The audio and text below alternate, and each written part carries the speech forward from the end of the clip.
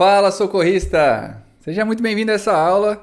Nessa aula nós vamos falar sobre avaliação primária. E no nosso material a gente está aqui na página 40. Beleza? E aí, como que a gente começa a falar sobre avaliação primária, né? Nossa segunda avaliação, a cena está segura para mim, para terceiros e para vítima, posso fazer o atendimento.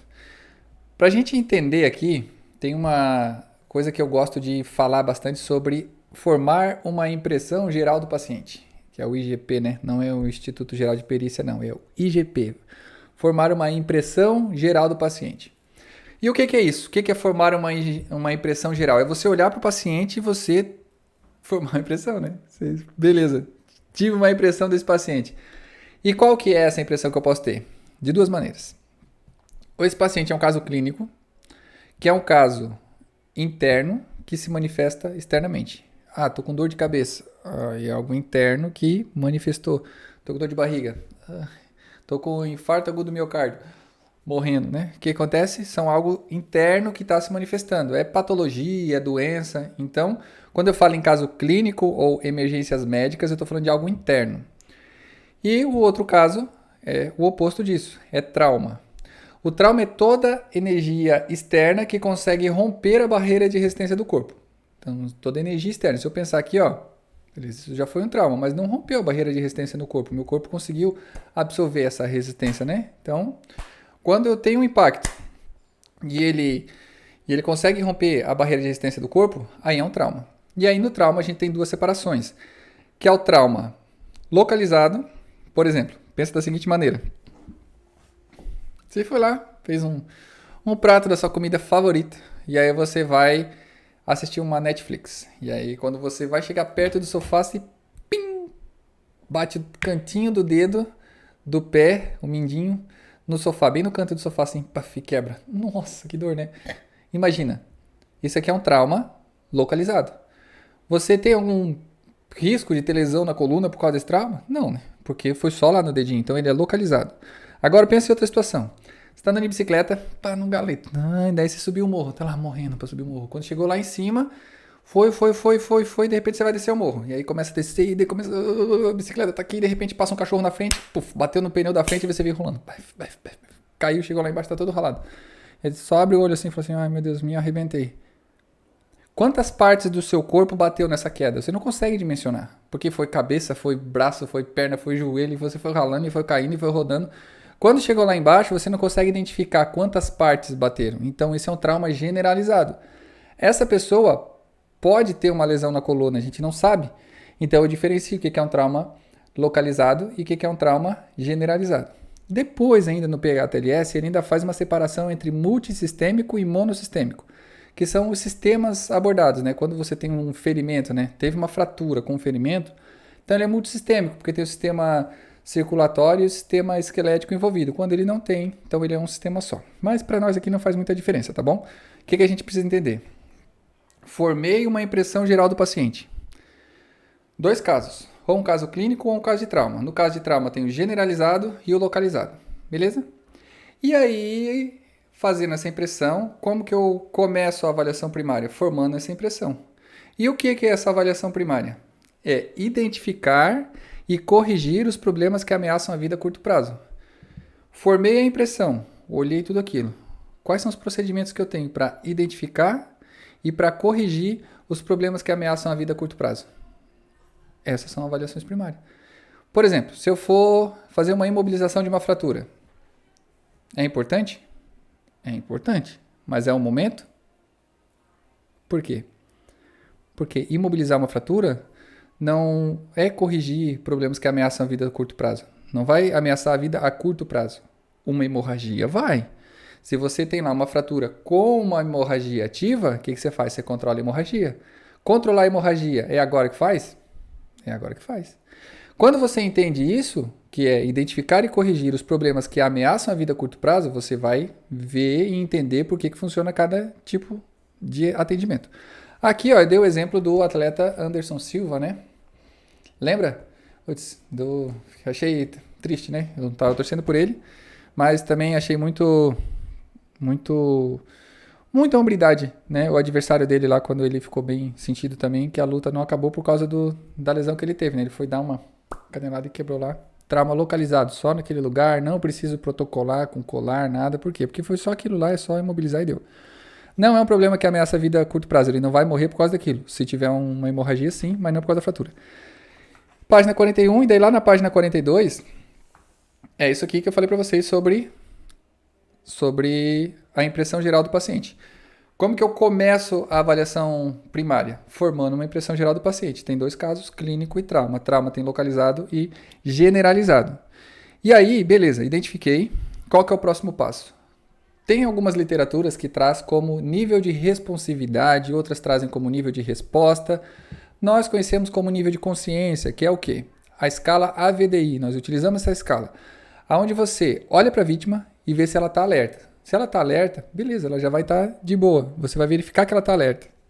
Beleza, se ela não está alerta, se ela está com o olho fechado, qual que é o próximo passo que você tem que fazer? Vamos lá para a página 44. 44, o alerta. 45, você vai fazer o estímulo verbal. Amigo, ele está aqui, de repente ele abre o olho. Respondeu o estímulo verbal? Beleza, essa vítima está consciente. Respondeu o estímulo verbal. Se ela não respondeu, continua paradinha. O que você vai fazer? Você vai fazer um estímulo doloroso. Você vai pegar na região do trapézio aqui e vai apertar aqui. Se tiver uma suspeita de lesão na coluna, pode ser que você apertando aqui, ela não vá sentir porque ela pode estar com trauma raquimedular. E aí você usa aqui bolinha. Muitas pessoas utilizam, às vezes, ainda aqui o externo. Funciona muito bem. Vou contar duas situações para vocês. Teve várias situações, dessa primeira é recorrente, né? Você chega lá, geralmente perto do final do ano, Natal, aquela coisa, daquela todo mundo brincando lá, e de repente tem uma tia que vai passar mal. E aí você vai lá no atendimento, porque minha tia passou mal. Daí você chega lá na casa, beleza, cadê a tua tia? Tá lá. E aí a tia tá lá, né? E aí tu olha pra tia assim, você faz o A, não respondeu. Verbal, amiga. Não respondeu, mas tu vê o olhinho tremendo assim, né? Você, só cacatua. Daí o que você faz? Você pega e faz o estímulo doloroso. Quando faz o estímulo doloroso, ou ela vai se assustar, né? Ai, seu grosso. E aí o que você faz? Tava querendo me enganar. Tomara que ninguém faça um corte desse ai, né? Porque ficou meio estranho. Fez ali, e aí, beleza. Ou então tem aquelas que quer manter o personagem, mas tu sente que ela faz assim, ó. Daí tu já sabe que, beleza, né? Aquele atendimento já não é tão grave assim. Mas, porque brincadeiras à parte, né? Eu tô fazendo isso para que você entenda que é importante você fazer esse estímulo doloroso. Tem até uma situação que era um cara que sofreu um acidente de carro e aí ele tinha vitimado uma pessoa no carro. E ele estava inconsciente no local. Cara, eu quase arranquei a trapézio dele. Vinha aqui um senhor, não mexia. Cheguei no hospital, passei para médico, médico, seguinte, essa foi a situação, essa foi a cinemática, o senhor fez estímulo doloroso, não respondeu. A médica olhou para mim assim, cara, bem pequenininha, magrinha. Daí eu olhei para ela, daí ela pegou no externo aqui, fez estímulo doloroso, ele, isso, eu não sei o que, já xingou a médica. Deve assim, que sem vergonha, cara. Eu fiquei com pena daquele velhinho e ele pegou e tava de migué, porque ele tava alcoolizado, né? Mas o que essas histórias todas quer dizer? Que você precisa fazer o estímulo doloroso para saber até aonde é verdade esse nível de consciência. A gente vai ver no estado de choque. Eu vou deixar para falar do estado de choque quando a gente começar a falar sobre esse livro aqui, lá na parte de afogamento, tá? Então não vou falar agora. Mas que uma pessoa que ela está em choque descompensado, a chance dela estar inconsciente é muito grande. E um choque descompensado é um quadro muito grave. Então faz toda a diferença uma vítima consciente de uma vítima inconsciente. Então vamos lá. Níveis de responsividade. Primeiro, a ave está alerta, não está. Verbal, amigo, não respondeu, o que eu faço? Estímulo doloroso. Se a vítima não respondeu, aí nós vamos lá para a próxima página. Na página 48, a vítima está inconsciente. Se a vítima respondeu, ela está consciente. Então já faz toda a diferença. Porque se a vítima está consciente, eu já não vou precisar fazer RCP nela, porque ela já vai estar respirando. Entendeu? Então a diferença aqui do nosso curso agora faz muita diferença esse nível de responsividade. E se ela tiver inconsciente, aí eu vou ter que checar a respiração. Aqui, pessoal, na página 49, eu coloquei aqui uma descrição que ela não está sendo muito utilizado ultimamente aqui, né? Aqui na página 49 e na 50, que é a escala de atendimento, né? De prioridade de atendimento, que é a escala CIP, onde você tem casos críticos sendo parada cardiorrespiratória e parada respiratória isolada, o instável, que é o choque todas as vítimas inconscientes estão instáveis, regra. Algumas exceções. Choque descompensado, vai ter alguns tipos de choque descompensado que ela vai ser considerada instável.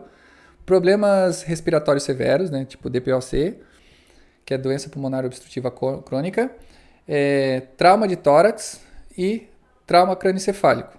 Acho que são esses, né? São esses quatro exceções que a vítima vai estar consciente, vai estar falando com você e ela vai ser considerada instável. Problemas respiratórios severos, choque descompensado, TCE e trauma de tórax. Beleza? E aí o potencialmente instável são aquelas vítimas que elas têm bastante alteração nos sinais vitais, mas eu já vou voltar e vou explicar muito bem o que é um instável potencialmente estável quando a gente for falar no afogamento grau 4 e grau 3, tá? Então não vou falar agora para não ser repetitivo. E a vítima estável é aquela que tem poucas alterações nos sinais vitais. Por que eu coloquei aqui essa questão, mesmo que ela tá começando a ficar em desuso? Porque eu acho muito interessante para lá na frente você conseguir fazer um atendimento de um afogado de uma maneira bem legal. Então eu coloquei ele aqui. Aqui daí eu explico o que é o caso crítico, caso a caso aqui, né, sobre o potencialmente estável, até a página 50 ali.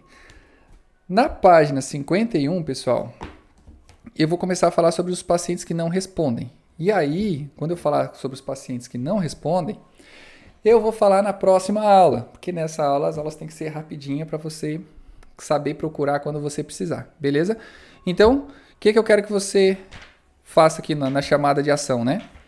Escreve aqui embaixo. O que é o AVD? AVDI. O que significa o A, o que significa o V, o que significa o D e o que significa o I. Beleza? Te vejo na próxima aula. Na próxima aula a gente vai falar sobre pacientes que não respondem, né? Os pacientes inconscientes. E aí aqui, na página 51, já vou até dizer para você uma coisa bem legal. Sobre esses mnemônicos aqui. Sobre o XABCDE, o ABC da vida. Aí tem um outro aqui que a maioria do pessoal não conhece, que é o DRS-ABCD. Vocês já ouviram falar nisso aí? Então, vamos ver na próxima aula, beleza? Te espero lá.